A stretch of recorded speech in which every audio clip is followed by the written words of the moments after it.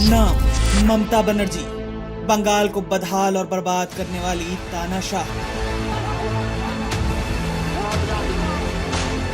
काम खुलेआम हिंसा, तुष्टीकरण, महिलाओं की आबरू पर वार। आइए देखें इनकी कालकोठरी का पूरा हिसाब। सादी साड़ी और हवाई चप्पल पहनने वाली ममता बनर्जी केवल नाम भर की सादगी रखती हैं। इनका लटकिया आईफोन वाला जीवन, राजधानी कोलकाता में भतीजे का आलीशान महल और अकूत संपत्ति देखकर अच्छों का दिमाग घूम जाएगा। इनके राज में बंगाल ने हर तरफ हिंसा, भरपूर भ्रष्टाचार, महिलाओं के साथ दरिंदगी और युवाओं के भविष्य से खिलवाड़ ही देखा है। तुष्टीकरण ऐसा कि कोलकाता में मिनी पाकिस्तान की बात करने वाले नेता को ममता बनर्जी ने मंत्री बना रखा है।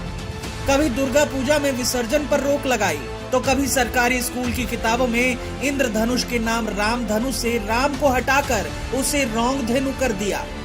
यानी सनातन धर्म से घृणा और वोट बैंक तुष्टीकरण के तमाम रिकॉर्ड तोड़ दिए। जंगल राज का आलम यह है कि बहन बेटियों की इज्जत तार तार करने वाले तृणमूल कांग्रेस के गुंडों पर निर्ममता दीदी की ममता हमेशा बनी रहती है। चाहे पार्क स्ट्रीट केस हो या कामदूनी या फिर संदेश खाली, जहां तृणमूल के गुंडे बहन बेटियों की इज्जत तार तार कर रहे हैं। इन सभी दुराचार के मामलों पर मौन रहने वाली ममता बनर्जी केवल तब बोलती हैं जब उन्हें वोट चाहिए हो। ममता बनर्जी के राज में बंगाल उसी अंधकार युग में वापस चला गया है जब वामपंथी एक एक करके राज्य को ध्वस्त कर रहे थे और बंगाल का आम नागरिक अपने भविष्य पर रो रहा था।